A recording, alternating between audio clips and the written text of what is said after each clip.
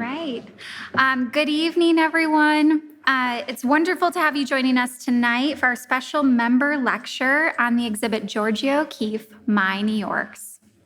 I'm Maura Flood, the Director of Creative Spaces and Special Projects, Patrick G. and Shirley W. Ryan Learning Center here at the Art Institute of Chicago. Just a brief reminder to please silence your cell phones at this time if you haven't already. It is now my great pleasure to introduce tonight's speaker, a colleague who I deeply admire, Sarah Kelly Oehler. Sarah Kelly Oehler is our Field-McCormick Chair and Curator, Arts of the Americas, as well as the Vice President of Curatorial Strategy. Oehler is co-curator of Georgia O'Keeffe, My New Yorks. This is the first exhibition to seriously examine O'Keeffe's paintings, drawings, and pastels of urban landscapes from her time living in New York City. Oehler situates these energetic experimentations as essential to the understanding of modernist investigations that O'Keeffe is best known for.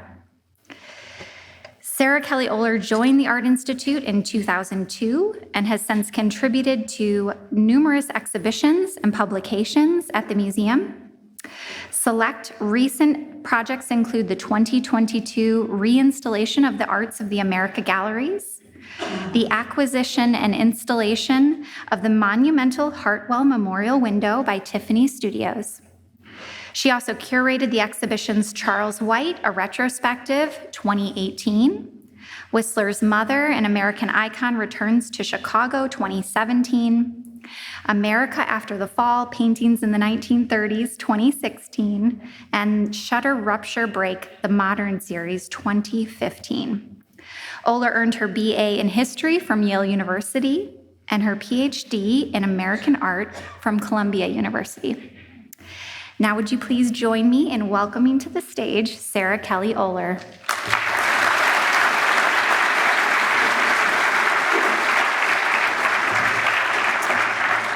All right. Thank you, Maura, for that kind introduction, and I'm so pleased to see you all here tonight. Thank you for joining us.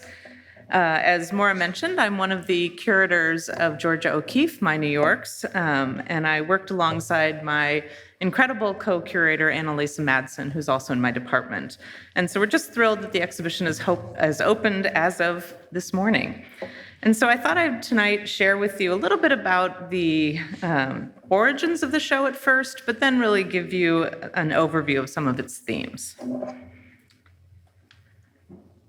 So for many of us, Georgia O'Keeffe needs no introduction. Her paintings of flowers and the Southwest are beloved by art lovers worldwide. But I will say she holds a very special place here in Chicago because, of course, she's born in Sun Prairie, Wisconsin. She also attended the School of the Art Institute from 1905 to 1906, and she lived again in Chicago from 1908 to 1910, working as a commercial illustrator. And so the Art Institute then organized her first museum retrospective in 1943, which was in fact her first major show to be held outside of New York City. And from that collaboration, we purchased Black Cross, New Mexico, and this was the first O'Keeffe to enter the collection. There we go. And so as a result, O'Keeffe developed quite a close relationship with the Art Institute, and she worked with museum staff over many years to build an extraordinary collection of her works, including the monumental Sky Above Clouds.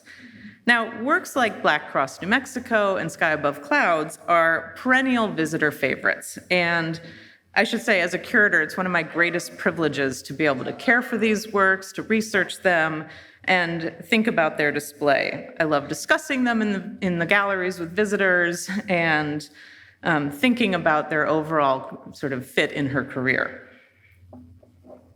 But there's one painting that always surprises our visitors, and that's this, the Shelton with Sunspots, New York. Now, for the last 2 decades, I've shown a lot of visitors this painting, and the number one response I get is almost inevitably amazement, something along the lines of, wow, that's an O'Keeffe. You know, I didn't know she painted New York. I thought she painted flowers in the Southwest. And these responses really were a catalyst for me as I was thinking about this exhibition, about how few people really had an understanding of the role of her urban paintings in her career. And so I really set out wanting to change this perception. But while I love thinking about O'Keeffe and Chicago, the exhibition this summer takes us to a different city in her life, which is, of course, New York City. In 1976, she recalled, quote, "I had never lived up so high before and was so excited that I talked about trying to paint New York." And she was referring to a specific moment in the fall of 1924 when she and her husband, Alfred Stieglitz, moved into this building, which is the Shelton Hotel, and it's still in New York at 48th and Lexington. Now, at the time, this was a brand new building, and it was then the tallest residential skyscraper in the world. And I think it's important to know, prior to this building being constructed, you weren't actually allowed to live above the 11th floor due to zoning regulations. But the opening of the Shelton in the fall of 1923 meant that the lucky few New Yorkers who moved in had access to entirely new heights. And I think it's hard to imagine what this is actually like for us. We're used to tall buildings at this point. But skyscraper views would have been unprecedented at this time. And I think you can even see from this photo, like how short everything else is around it. And so I want to go back, though. I mentioned a minute ago that O'Keeffe moves into the Shelton, and here's a few more views, in November of 1924. And allow me a small digression, but this was actually our biggest research mystery, this issue of when O'Keeffe moved into the Shelton, because everything ever published on the artist said she moved into the Shelton in the fall of 1925, so a full year later. And this meant that she would have started painting New York City in the spring of 1925, and that just didn't make any sense. Like, it wasn't a timeline that made sense to me intuitively. Because O'Keeffe had actually lived in New York City from 1918 onwards. So she's living there for years, and then she started painting New York, and then supposedly she moved into a skyscraper. It didn't add up. Why would she start these paintings if she hadn't already lived in the Shelton? And so Annalisa and I started intensive research, and in the papers of Sherwood Anderson, who is a writer who was friends with O'Keeffe and her husband Stieglitz at this time, we actually started sort of unraveling the mystery. And in fact, I came across this letter from Stieglitz, that's my shadow over it, and it's dated November 27th, 1924. And as you can see, maybe at the top of the image, it's on Shelton letterhead, embossed letterhead. And so this was a sort of immediate, like, wait a minute, this doesn't make sense. And, this is where, as a scholar, I'm casting my mind into all these strange directions. Like, could you just take letterhead? Could you write on it even if you didn't live there? What's the etiquette of letterhead? And I really didn't know. But it was utterly thrilling day for us when we finally found one particular letter between Alfred Stieglitz, and O'Keeffe's sister, Ida O'Keeffe, who you see here. And that's because on November 25th, 1924, Ida wrote to Stieglitz, "Oh, are you still at the Shelton?" And he wrote back, "Don't you think I'd let you know when we leave the Shelton? We're here until our place at 38 East 58th Street is ready next week. Don't want to move until phone and light are installed." So in other words, the answer was simple. They were renovating their apartment, and they needed somewhere to go, and they moved into the Shelton. And now, let me just say, you might think that this is all a case of me being a scholarly nerd. And let's face it, that's absolutely true. But the reason this was so exciting for us is this actually finally made sense. It completely rewrote for us, and hopefully now for everybody, the narrative of O'Keeffe painting New York City. In other words, they moved into the building, and it was transformative for her. She was so excited by this view that she started painting the city around her in a way that she had never done before. And so that was really, it's just a story that I wanted to tell you because these are these little nuggets of past history that I think are so important to understand as you look at art of the past. Now, the exhibition, Georgia O'Keeffe, My New Yorks, is the first major exhibition to examine this group of urban paintings holistically, while also considering how she saw them as integral to her larger artistic project. And that's because over an energetic 5-year period, roughly, beginning in 1925, so again, spring 1925, she experimented across media and scale and with various subjects around the city, different forms, different perspectives, to create a body of works that she referred to as My New Yorks. And through them, she was really investigating the dynamic potential of the cityscape, but interestingly, often depicting the constructed landscape in dialogue with nature. And she did that as a way of expressing a sort of sense of personal perception around the world, about the world around her. She actually phrased it as, quote, "One can't paint New York as it is, but rather as it is felt." And so very much, these are not paintings that are meant to be transcriptions of the city. They're really about her feelings of being present in the city. And in turn, this range of pictures connects very deeply with everything else she's doing at this time, a broad, innovative approach to modernist painting. And these works, incidentally, are also the ones that brought her fame, her reputation became more established, and she achieved financial success because of the sale of New York paintings, amongst others. So these are the paintings that really set the stage for her long and successful career that I think we're all more familiar with. So the exhibition opens with this work, which is her first major canvas, New York Street with Moon. And the composition depicts the streets around the Hotel Chatham, which was a 13-story building that opened in 1918, and it was located not far from Grand Central Station on Vanderbilt and 48th. And as you can see in the composition, we're down on the street level. We're looking up at the architecture, and this is a format that we start seeing O'Keeffe use several times over. And this painting really does set the stage for her later compositions, and particularly, again, this blend of the man-made and the organic elements, and particularly, see if I can do this, you have this wonderful sense of the wavy clouds and the moon, and then the blockiness of the building and these artificial lights. Now, if you compare the painting with a photograph of the actual building, you can see some of the artistic choices she's making, and particularly sort of how she's emphasizing the city as a site of two-dimensional experimentation on canvas. So we see her eliminating almost all of the architectural details. There's not windows, there's not molding, no decoration.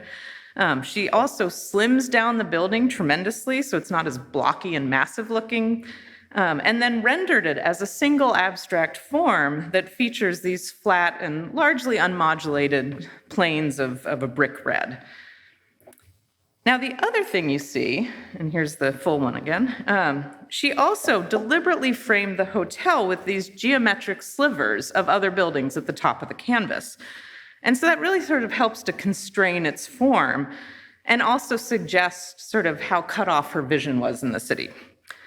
And O'Keeffe later said about this painting, quote, "I saw a sky shape near the Chatham Hotel where buildings were going up. It was the buildings that made this fine shape, so I sketched it and then painted it." And this is an idea that I really love because it's very clear that the sky captures her interest, but it's only the sky as made geometric by the buildings around her. These sort of architectural monoliths that are changing her views block by block, step by step as she moved through the city. And this is a moment in Manhattan of tremendous change. It's not uniformly developed in Midtown Manhattan, which is really where we're talking about. So there's height differences between buildings, there's gaps between buildings, and O'Keeffe is seemingly seeking those out or running across them and becoming intrigued by the visual landscape in front of her. But O'Keeffe's decision to paint New York City was in fact not particularly well received by her husband Stieglitz and her male peers, other members of the Stieglitz circle. And it seems like, or at least certainly from her recollection, it was because she was a woman working in a so-called masculine subject of the city. In other words, it seemed that they couldn't quite imagine the woman would want to paint some dirty cityscape. And so the issue became quite heated for her when she wanted to include New York Street with Moon in a group exhibition called Seven Americans at Stieglitz's gallery in 1925. And this show was really meant to introduce to New York audiences the works of the Stieglitz circle around Alfred Stieglitz at that time, namely O'Keeffe, but also Arthur Dove, John Marin, and others. And so O'Keeffe had already, or did end up, displaying a number of compositions that were focused on the natural world, and that includes Celebration and the Chestnut Tree Gray, which you see here on the left of the screen. But these works, and I should say, these works in many ways do anticipate her New York paintings. She's thinking about aspects of how to depict the sky, or, placing a tree monumentally in the center of a picture plane, which is what she would do with New York City. The Seven Americans show also included vibrant abstractions that were in fact based on seeing storms over Lake George in upstate New York, which is where they would summer. And that's From a Lake is one example of that, which is on the right. And it was clearly she wanted to demonstrate her interest in abstraction at this moment. And so this is, I think, important because these represent some of the different modes of painting that she had at this moment and the great variety. And that was the point of this show, to showcase a full career in a moment. But Stieglitz did not let her hang this one. She, in fact, said later on, quote, "The men wouldn't let me. They told me to leave New York to the men. I was furious." And, I think this is a story, again, this was a story told retrospectively by O'Keeffe much later, but I think it certainly reflected the challenges she faced as a woman artist, some of the assumptions about what appropriate subjects were there for women artists. But I will say that the next year she got her comeuppance because she then exhibited this painting a year later in sort of a solo show at Stieglitz's gallery, and it sold for a very large sum of money within hours on the first day. And she wryly recalled later on, quote, "No one ever objected to my painting New York after that." And so this was a story that really struck Annalisa and I as we were planning this exhibition.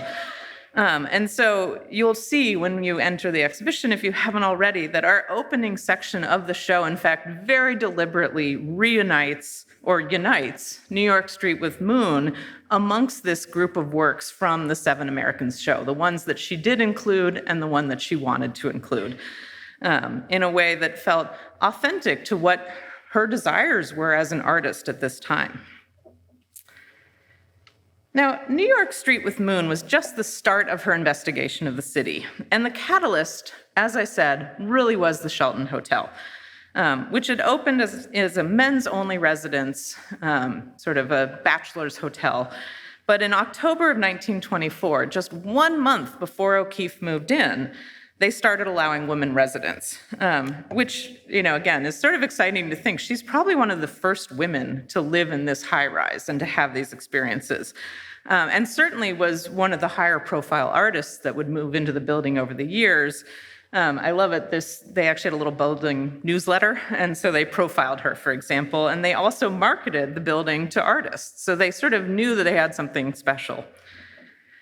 And I can't emphasize enough how high-rise living was such an experience for O'Keeffe.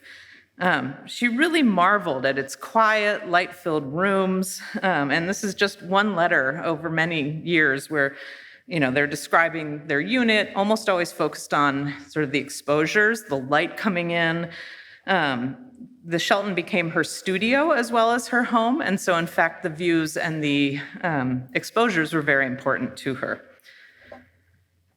But it's also interesting because the building simply offered a lot of luxurious amenities to O'Keeffe, which I think was something quite unusual for her. Outdoor patios, a protected terrace on the 16th floor, a fine dining room, at a time when they didn't have a lot of money and didn't certainly have such luxury in their life. And so it clearly whetted their appetite because they returned the year later. In November of 25, that moment when everyone originally had thought they moved in, they in fact was their second visit and their second stay in the building. And so this began a pattern of where they would live at the Shelton every winter season and then spend the summer with Stieglitz's family in Lake George in upstate New York.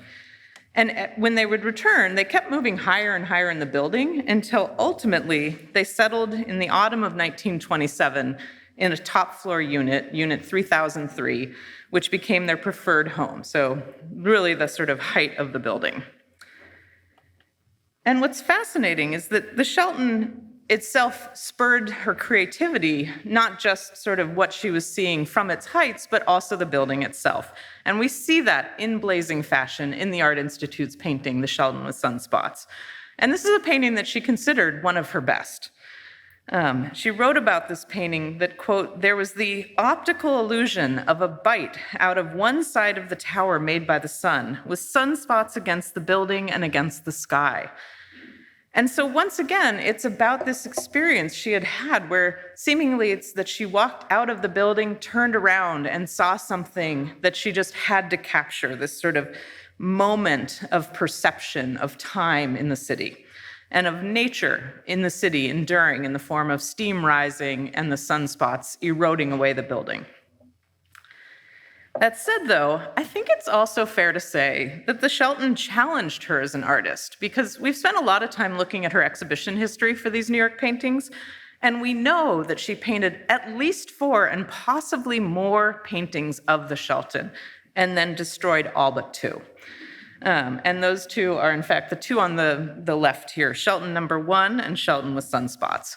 Now, we do know what a third Shelton looked like, because it was reproduced in a magazine in 1927, which is curious. So she exhibited it and then destroyed it after. And so that's the one that's in black and white on the right. And so I think, she seemed to be really excited and inspired by this new architecture, but certainly it posed problems for her that she couldn't always solve artistically. And I think that And O'Keeffe destroyed many paintings over the years, so this was not uncommon for her, but I think it's an interesting feature that she really was trying to figure out how to represent the architecture. And so you can see here, she had sort of compositional similarities across these 3 works, but she's playing with different effects of light and again, of artificial illumination versus natural illumination. So the building itself became a vehicle for her experimentation. Now, one fun little tidbit, in fact, is that this is the first time since 1927 that these 2 paintings have been seen together. O'Keeffe actually sold the Shelton with Sunspots almost immediately to a collector named Alma Wertheim in 1927 for the then significant sum of $6,000. So this was a lot of money at that time. And this was, again, one of the many sales of her New York paintings that began earning her real money. And she actually cited 1927 as the year of sort of financial independence in her life. But the Shelton also served as a springboard for further exploration of the city. Because, again, she then starts walking around Manhattan for further inspiration. And it's really this sort of constant changing panorama of form as she's looking up at the buildings in relation to the sky, for example, or buildings in relation to other buildings that would shift block by block. But it really gave her a sort of geometric palette to explore in a wide range of compositions. And I'm just showing you this because I think this really points out how irregular some of these geometries are. But in some instances, her paintings of New York did not even have a recognizable urban subject matter. This is a work that she herself titled New York Night, Madison Avenue. And we can see largely intersecting lines and a geometric shapes radiating out from a point that perhaps suggests a streetlight or maybe the moon, really don't know. And then this strong line, especially of yellow, that moves across the canvas diagonally, that one assumes is the vivid line of Madison Avenue and the lights of Madison Avenue as it streaked north away from her. But this is a painting in which she pares down everything recognizable. She's leaving only these essential forms of the cityscape, rendered as patches of color and line. And so it's a painting that I think really reminds us that O'Keeffe was dedicated to abstraction at this time, but her abstraction is almost always drawn from some experience around her, whether it be the city or objects or something inspiring her to take a perception and abstract it beyond recognition. And I think you see that especially well when you look at some of her urban paintings in relation to other abstractions of the period, ones that did not have a title that reference any urban subject, so we don't know, in fact, where these are coming from.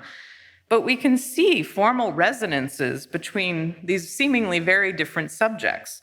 So in this case here, the city in a painting she called City Night, which has just this incredible streaks of sort of geometric form going from top to bottom, and as well a pure abstraction that has a very similar palette and treatment of line, but no subject matter that we can tell. And so it's really, though, I think not a far jump to get from something like City Night to something like Black, White, and Blue. Now, it's also from walking the city that O'Keeffe decided to paint the Radiator Building, located on West 40th Street at Bryant Park. And this is where she actually very nonchalantly said later on, "Well, I walked across 42nd Street many times at night when the Black Radiator Building was new, so that had to be painted too." As if it was sort of like, oh yeah, I have to do it. But in fact, this really was not a surprise that O'Keeffe was drawn to this building. So this was the talk of the town in this period, in the 1920s. The architect of the Radiator Building is Raymond Hood, who incidentally also designed the Tribune Tower here in Chicago. And he created a daring construction that featured an incredibly unusual, for the time, black cladding, so the entire facade was black, and then a sensational, attention-grabbing exterior lighting program. And so O'Keeffe is clearly determined to recapture the drama of seeing it on her nightly walks around Manhattan. And I think you can see here, the sort of ways that she transforms the illumination at the top into this ghostly sensation here, but then you have these great sort of searchlights streaking up and the mist or the steam rising up from a building here that is really only made visible because of the searchlights. And so it's a painting that, again, is about this sort of fascination of seeing these works with artificial illumination glowing in the night. But this is also quite unusual for a painting by O'Keeffe of these urban paintings because it contains a very personal reference. If you look at the red stripe that's here, and here's a slightly better detail of it, but you'll just have to go to the exhibition to look at it, it actually states the name of her husband, Alfred Stieglitz, in neon red. And so after a little digging, it became apparent that, in fact, there was a neon red sign 4 doors down, and that was the Scientific American building. And so instead of Scientific American, she makes it Alfred Stieglitz in what I think, most likely, there's been a lot of speculation on this, was probably a little bit of a jab at her husband. He always disdained the idea of commercialism, and especially in the art world, as if they're not related. And so it seems very likely that O'Keeffe is thinking about sort of his anti-commercial stance when she emblazons his name in neon lights over Manhattan. But it's a terrific painting, and I think, again, exemplifies the sort of ways that she is not transcribing the city around her. Now, O'Keeffe's practice of walking the city for inspiration also led to another very important aspect of her work, which is that she was using her walks to gather objects to bring back to her studio. That would include her travels around, sort of in other parts of the United States. She was collecting leaves and rocks and shells and so forth, and she's placing them on her window at the Shelton. And in full disclosure, this is actually not the Shelton. This is an apartment just subsequent called the Arno Building, but it's very much the pattern of what she was doing at the Shelton as well. And so this crossover between objects and the Shelton gave us the opportunity to think about how her New Yorks do relate to her other paintings at this time, because she's moving incredibly fluidly between different subjects. And this was a versatility that was noted repeatedly by critics of her art, one of whom, in fact, remarked that her paintings consisted of, quote, paintings of flowers and leaves and the music of flowers and leaves, paintings also of tall buildings, of tiny shells of Lexington Avenue. And so critics are seeing connections between these works, and O'Keeffe is also seeing connections between these works. She's seeing them as interrelated explorations of modernist form on canvas. She was an artist who frequently played with scale, and so in fact, I'm showing you in this pair here, she's making small objects monumental, and then she's fitting tall buildings into the same canvas, the same sort of canvas size. So she's centering shells, just as she might center a building.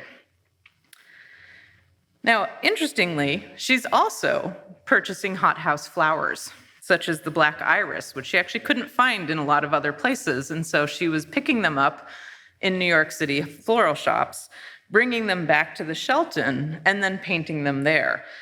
And she does this in a way that she also then was equating with, again, her buildings. And so she actually said of her large-scale paintings of flowers, and I'm showing you here white flower, and you can see how massive this image is. It's so enlarged against the picture plane. She said of paintings like this, quote, I'll make the flowers big like the huge buildings going up. People will be startled. They'll have to look at them. But even here, I would just point out how much transformation she might effect between the flower that she's looking at or starting with and where she ends up in a painting.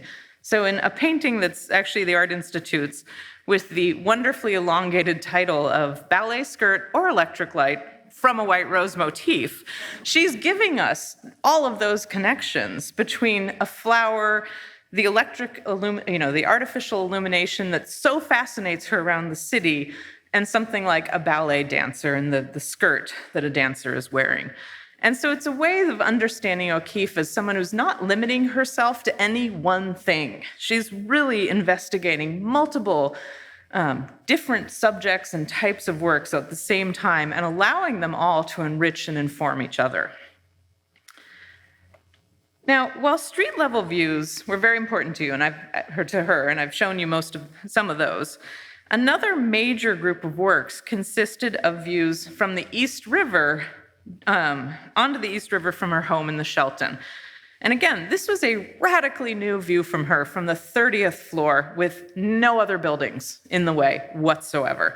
And it really inspired her tremendously. And so she said, and this is a bit of a long quote, but she said, I realize it's unusual for an artist to want to work way up near the roof of a hotel, a big hotel in the heart of the roaring city, but I think that's just what the artist of today needs for stimulus.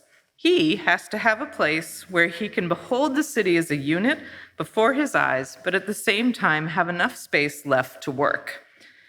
And so what we see in these East River paintings is an important demonstration of, in fact, how far-ranging her aesthetics could be and how much they could be experimental.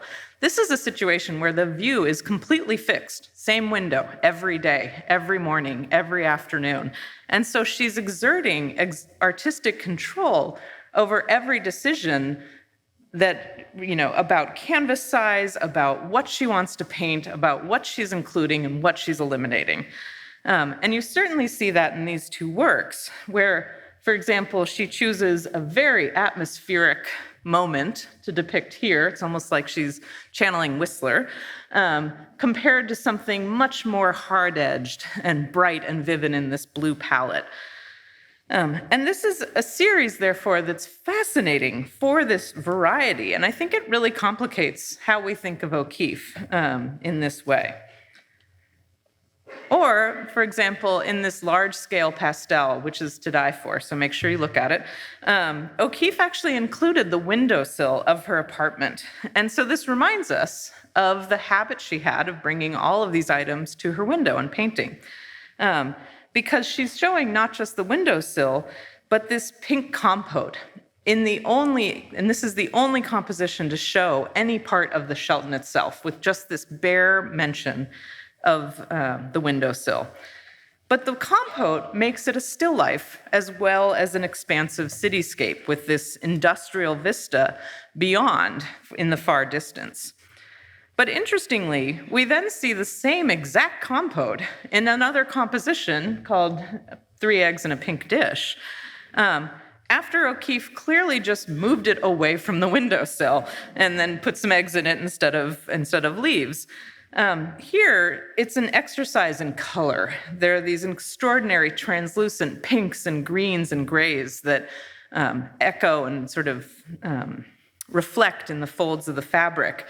But I also love one thing that really was hard to tell in the tiny images we were looking at over many years, is that in fact, there are these small reflections that appear there, and it's clearly the windows of the Shelton. So she's taken the compote, turned 180 degrees, and painted it there. So it really reminds us again of how varied and yet interrelated all of these aesthetic explorations are. But the most radical of her East River views is distinctive for a vertical format, which was unusual for her, and a vivid palette. We see O'Keeffe portraying this radiating sun high above with flares of sunspots, recalling the Shelton with sunspots, and evoking the intensity of this experience. And then below, you can see she's rendered the silhouetted skyline as sort of a series of dark forms, and then this radically wild reflection of the sun in the water that is fiery crimson and orange in a way that seems entirely unnatural and yet completely spellbinding. I think it's really a sort of another instance of sort of O'Keeffe trying to portray New York as it is felt to her in that moment. Now, what's fascinating, I haven't mentioned Stieglitz too much, but this is actually an exact moment where Stieglitz, who is probably one of the most renowned photographers in the world at this moment, began also investigating the view from the window. And he's shooting images just as O'Keeffe is herself experimenting. And we see him trying to figure it out. He's experimenting with perspectives and focal points. Some of the works are expansive and atmospheric. Others are much more geometric. He's capturing construction. But of course, his photographic medium is black and white. And so he is, and it's a camera lens. So he's really sort of constrained by that aspect of the camera in a way that O'Keeffe is not. But he can be quite innovative. This is one where he actually essentially is turning the camera counterclockwise to capture it, and then he actually rotated the print back in a different direction so that you have this diamond shape pointing downward that completely destabilizes any sense of sort of a grounding point of reference. And so it really does focus your attention on these same modernist concerns of color, line, or not color, excuse me, of line and shape and of tone, the sort of gray and white tones. But the East River views to both of it, allowed them to experiment and try out all of these different approaches to the cityscape at the same time. And I like to think, sort of speculating on what we know and sort of how they operated, that it was in many ways a sort of wonderful productive dialogue as they both tried to think about how their preferred techniques, their medias, could actually convey this incredible view. But in 1929, O'Keeffe, as is often well known, visited Taos, New Mexico, and spent the summer there. And this is a moment where, unquestionably, her career and her subject matter took a new turn. She was drawn immediately to the adobe structures, the crosses, and the vast desert landscapes that she found there, and she began centering the Southwest in her work.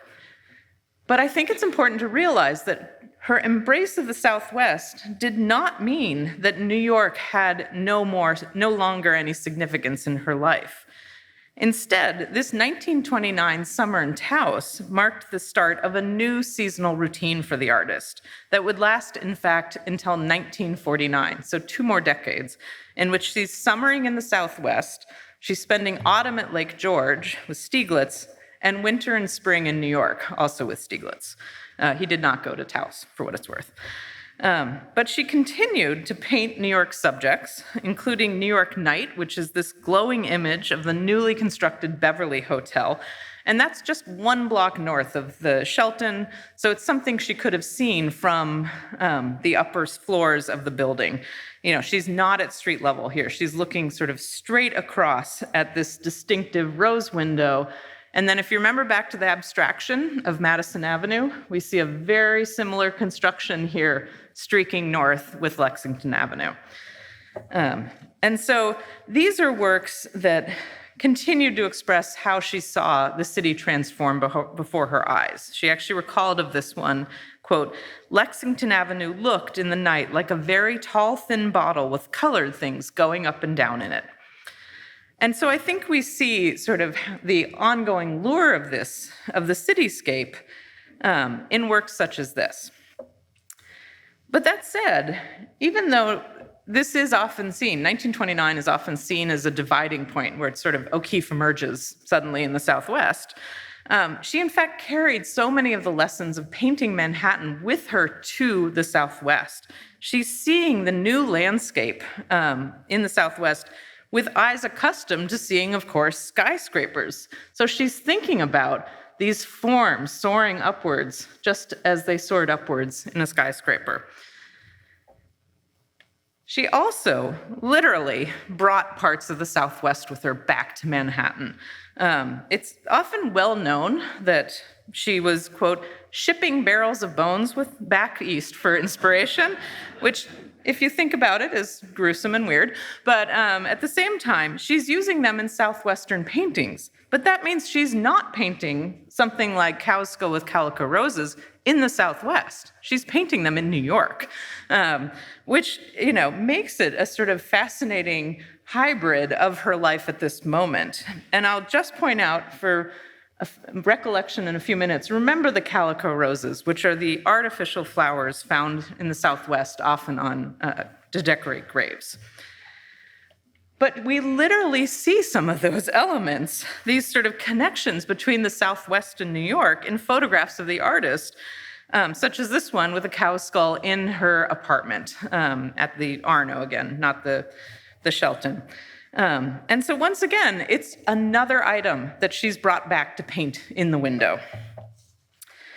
And then what I love most is that she mounted the cow skull to the roof of her New York apartment building, a reminder, again, of the close connections she still had with New York at this time, and that Southwestern paintings, in fact, have a New York side of that story.